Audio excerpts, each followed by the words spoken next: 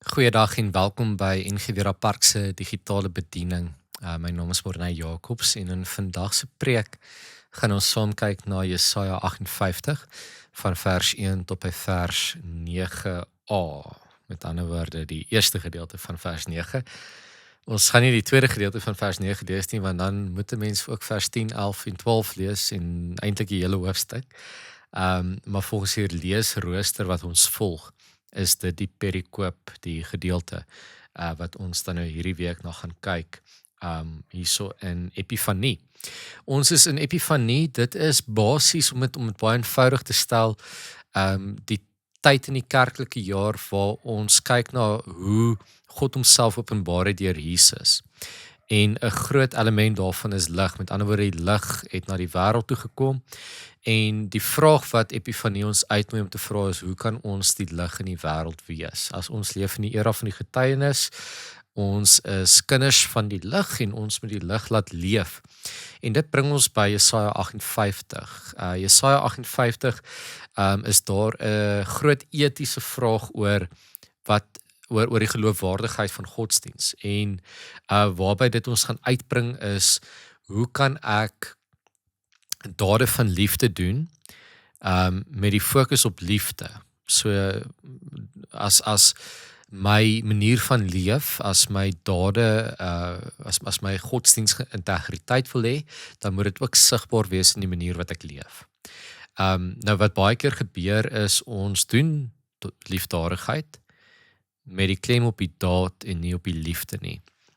En ons gaan bietjie kyk hoe hierdie gedeelte ons kan help om dat ons nie in die eerste plek in dieselfde slag gaan trap as hierdie mense nie, want wat hulle gedoen het is, hulle het vreeslike oulike godsdienstige praktyke gevolg, maar in die manier wat hulle geleef het, was daar geen liefde nie, daar was geen geregtigheid daarin nie. En ons gaan kyk wat ons kan leer uit hierdie gedeelte uit oor hoe om dan nou te leef, in 'n bepaalde tyd geleef. En dan gaan ons ook 'n bietjie praat oor hoekom dit uitdagend is vir ons om vandag uit liefde uit te leef. Wat maak ons tyd geleef en ons konteks anders? Wat maak dit vir ons moeilik om hierdie boodskap uit te voer? Wat is die goed wat in ons pad kom? Partykeer kan ons liefde gee sonder liefde. En ons gaan kyk hoe hierdie gedeelte ons kan help om ons lig te skyn in die wêreld daar buite, en dat ons godsdiens, met ander woorde ons toewyding, uiteindelik waarde en integriteit het, in die wêreld daar buite. Voordat ons lees, kom ons bid saam. Hemelvader, dankie vir u woord, dankie dat u ons daardeur rig en lei en leer. Dankie dat u self daardeur openbaar aan ons, dat ons u kan leer ken, en ook kan ontdek wie ons is in u, ook hoe ons in hierdie wêreld moet leef, en Here, ons vra dat in vandag, dat ons hierdie boodskap met nederige harte sal ontvang, nie om onsself te verryk nie, maar om u koninkryk sigbaar te maak in die wêreld daar buite. Amen. Roep hard uit, moenie terughou nie, verhef jou stem soos 'n ramshoring, maak aan my volk hulle oortredings bekend, aan die huis van Jakob hulle sonde. Vir my raadpleeg hulle dag na dag, kennis van my weë begeer hulle, soos 'n nasie wat geregtigheid uitleef en nie afwyk van sy God se beslissings nie. Vra hulle my oor regverdige beslissings, die nabyheid van God begeer hulle. Waarom vas ons, maar u sien dit nie raak nie? Verootmoedig ons, maar u merk dit nie op nie. Kyk, op julle vasdag kry julle kans vir besigheid en jaag julle al julle werknemers aan. Kyk, net om te twis en rusie te maak, vas julle en om genadeloos met die vuis te slaan. Julle vas nie vandag om julle stem in die hoogte te laat hoor nie. Is die vas wat ek verkies dan so 'n dag van verootmoediging vir 'n mens? Is dit om die hoof te buig soos 'n biesie en in 'n sak en as te lê? Is dit wat julle vas noem? Is dit 'n dag wat die Here se goedkeuring wegdra? Is dit nie hierdie vas wat ek verkies nie, dat julle die boeie van goddeloosheid losmaak, die stroppe van die juk stikkend ruk, verdruktes vry wegstuur en elke juk breek? Is dit nie bedoel om vir hongeres jou brood te breek, om aan magteloses en haweloses onder dak te bied nie? Wanneer jy iemand sien wat kaal is, moet jy hom bedek en jou nie afsydig hou van jou eie vlees en bloed nie. Dan sal jou lig deurbreek soos die oggendskemering en jou herstel sal spoedig aanbreek. Jou geregtigheid sal jou vooruitloop. Die heerlikheid van die Here sal jou agterhoede dek. Dan sal jy roep en die Here sal antwoord.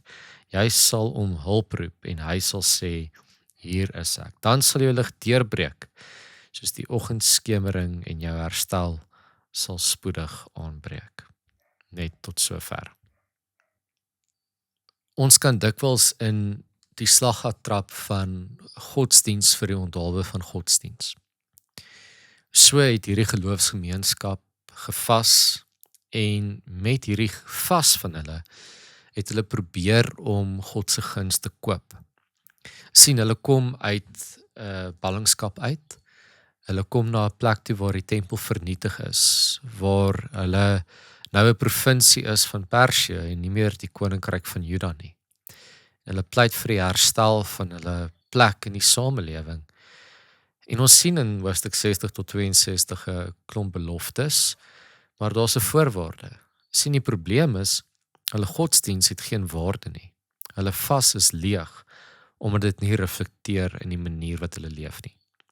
As jy bietjie meer wil weet oor die omstandighede van die mense, of bietjie meer oor hierdie teks, van die historiese konteks, is jy welkom om na die Bybelstudie opname te kyk, van wat hierdie week uitgegaan het. Een van die vrae wat hierdie gedeelte ons mee uitnooi en tot 'n groot mate ook uitdaag, is kan dade van sosiale geregtigheid 'n vorm van godsdiens wees? Ons hoor 'n refrein in hierdie gedeelte wat ons op baie ander plekke in die Bybel ook hoor. Dat jou geloof by jou manier van leef moet pas. Ons spot soms en praat van party mense wat net Sondag Christen is.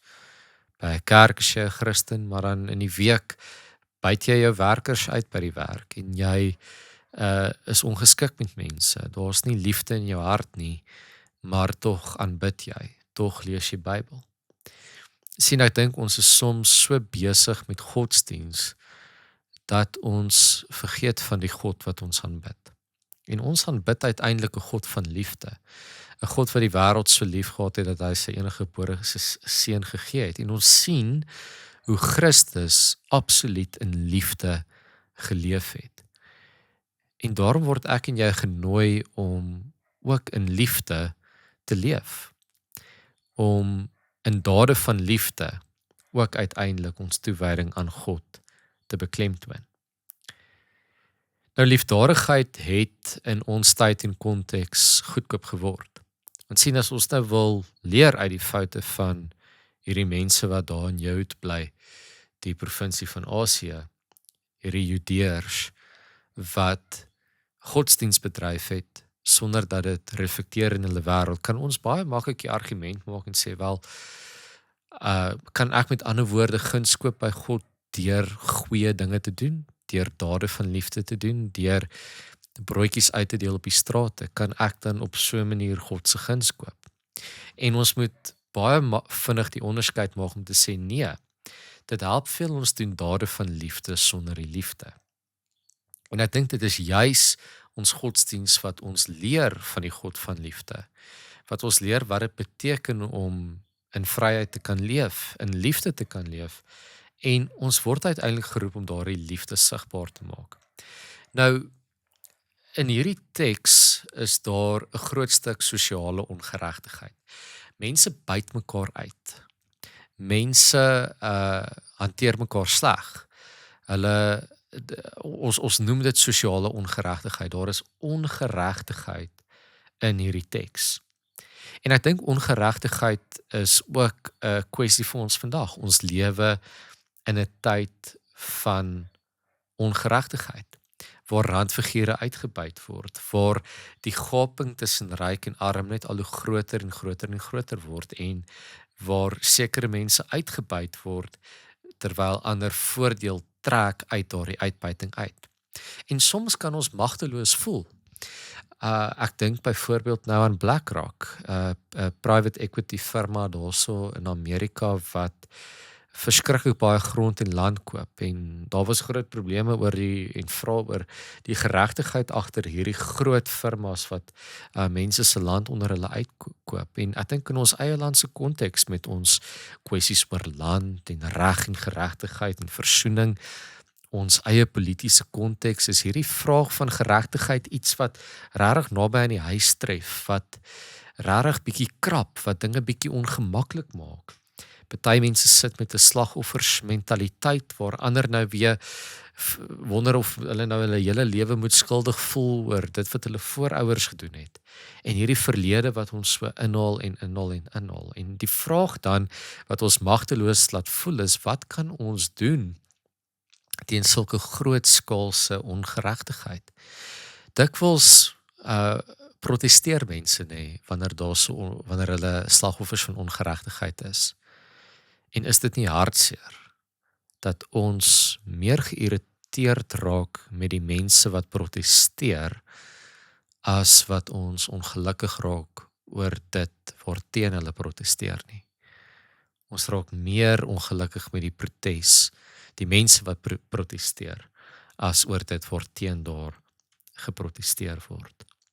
Die vraag is dan nou, as ons moet leef vir geregtigheid, as ons godsdienstwaarde moet hê, hoe moet ons leef? Dit is eintlik waaroor dit gaan. So as my aanbidding, my toewyding, my kerk toe gaan, waarde moet hê, as my gebede verhoor word, wat moet ek doen vir dit?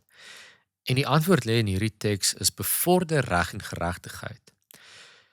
Nou daar's twee goed waaroor ek wil praat as ek kom by reg en geregtigheid. Die eerste is op watter vlakke moet reg en geregtigheid geskied in die samelewing?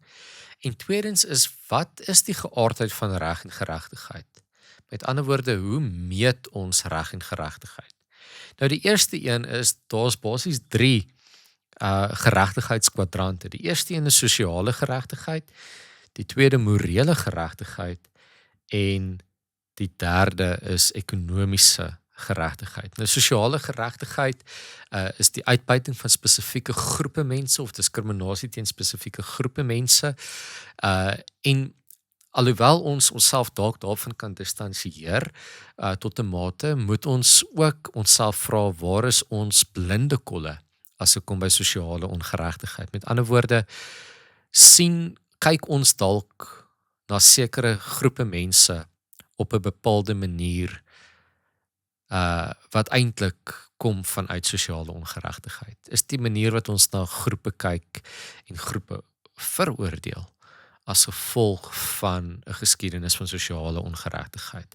As ons praat oor morele ongeregtigheid, dan gaan dit uiteindelik naby aan dit wat ons gebruik om geregtigheid te meet, is wanneer een mens bevorder word ten koste van iemand anderste. Die moraliteit agter dit, maar dit is nie oppervlakkige moraliteit nie, want dit is moraliteit wat gegrond is in godsdienstige waarhede. En dan is die derde ekonomiese ongeregtigheid. Die realiteit van die samelewing is ons leef in 'n kapitalistiese ekonomie. Dit is 'n ekonomie wat meer produseer as wat nodig is. En natuurlike hulpbronne word uitgebuit om rykdom te bevorder. Wat beteken dat daar 'n groot klomp afvalprodukte is wat verder wat nie gebruik word nie, wat nie benut word nie. Met ander woorde meer as wat nodig is. En as ons praat oor ekonomiese ongeregtigheid, dan sien ons dit lei tot natuurlike ongeregtigheid. Ons word geroep heel eers in Genesis om God se skepping te bewaar en daaroor te heers.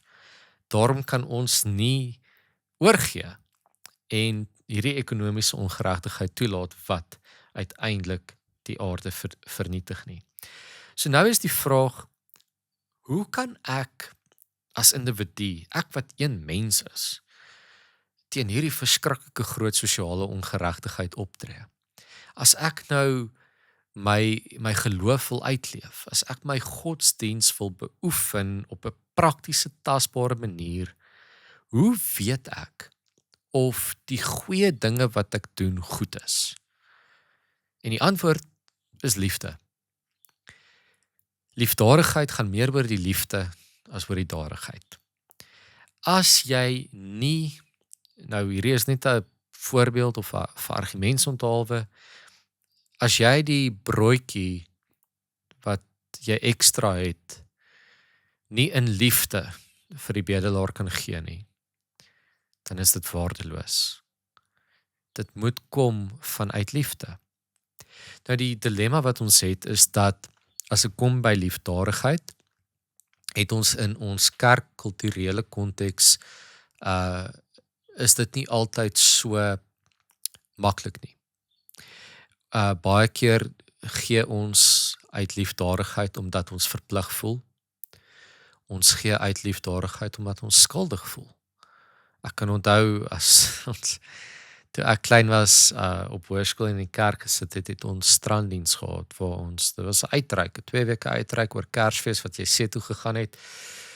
Ons het in 'n kinderhuis gebly en daar die kinders bedien in die vakansieprogram. Ons het strand toe gegaan en daar op die strand mense bedien, stranddiens. En ek kan onthou hoe die dominee gevra het op 'n Sondagoggend in die kerk wie gaan stranddiens toe kom en soort van gewag het tot laat iemand 'n hand opsteek. En in 'n groot mate het jy naderhand net sleg en skuldig gevoel en dan maar jou hand opgesteek.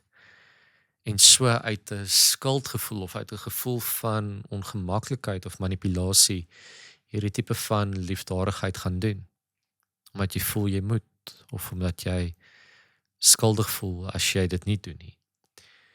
Ook baie keer maak liefdadigheid seer wanneer ons vanuit 'n posisie van hoogmoed kom en neersien op ander en sê maar ons het meer, julle het min en julle het ons nodig. En so misbruik ons mag om groepe te klassifiseer en daar's ook nie geregtigheid daar nie. So die liefde is die bepalende faktor. Dis as ek in absolute liefde iemand kan bedien, of dit iemand is wat minder is of meer het as ek. Ons maak ook baie keer die fout om dade van liefde of liefdadigheid te beperk tot mense wat ons klassifiseer as randfigure. Maar sosiale geregtigheid moet gelyk geskied. Jy moet dade van liefde bewys aan die wat die minste het en die wat die meeste het. Ons kan nie oordeel oor geregtigheid en liefde nie. Nou die ding wat dit bietjie moeilik maak vir ons vandag, is dat ons arm is in liefde. Daar is vreeslik baie navorsing gedoen die afgelope ruk om te vergelyk hoe liefdesstrukture lyk vandag teenoor 60 jaar terug. En die navorsing toon dat daar 'n 29% styging is in mense wat alleen bly as wat daar was 60 jaar terug in die 1960s. So familiebande raak kleiner. En familiebande en daardie ondersteuningsstrukture in die samelewing is nie meer wat dit was nie. Toe ek by die Bybelstudie van die bejaarde mense gevra het, dink hulle familiebande is so sterk soos wat dit was toe hulle kinders was. Toe sê hulle almal nee. Die realiteit is ons leef in 'n samelewing wat geweldig individualisties geword het. Wat geweldig verbruikers georiënteerd geword het. Met ander woorde, dit gaan oor ek en my en wat ek hier kan uitkry. Tweedens, leef ons in 'n tyd waar ons die Engelse woord en hierdie kom uit die sielkunde uit is compassion fatigue. As ek hom nou direk in Afrikaans moet vertaal, sal ek sê deernis-uitputting, as dit 'n woord is. Ons word oorweldig met nuus van nood, met nuus van onreg.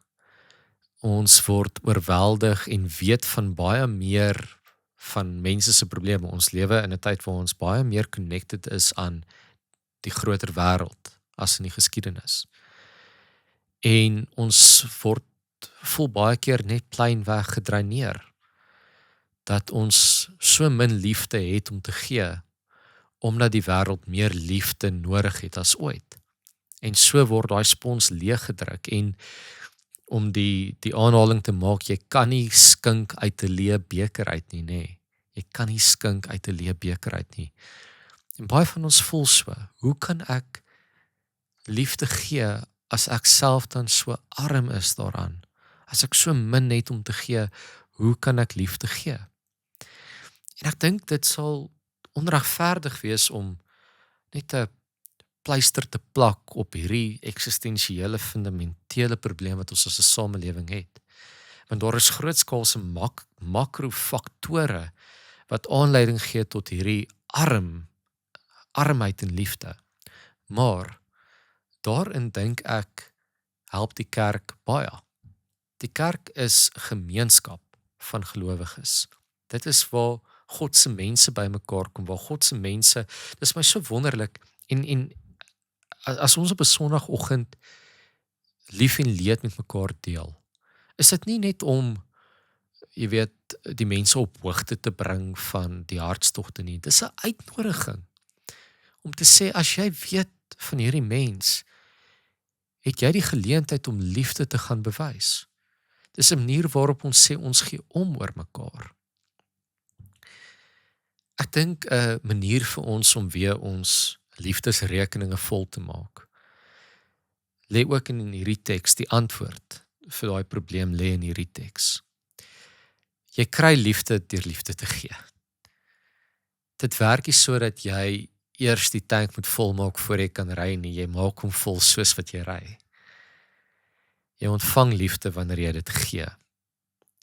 Jy gee dit nie nadat jy dit ontvang het nie. Dieselfde onvoorwaardelike liefde wat Jesus kom gee het, leef binne in my en jou. Ek dink die probleem is, ons gaan soek liefde op die verkeerde plekke. Ons gaan soek onvoorwaardelike liefde in die wêreld waar alles voorwaardelik is. En ek dink ook omdat ons verwyder is van God.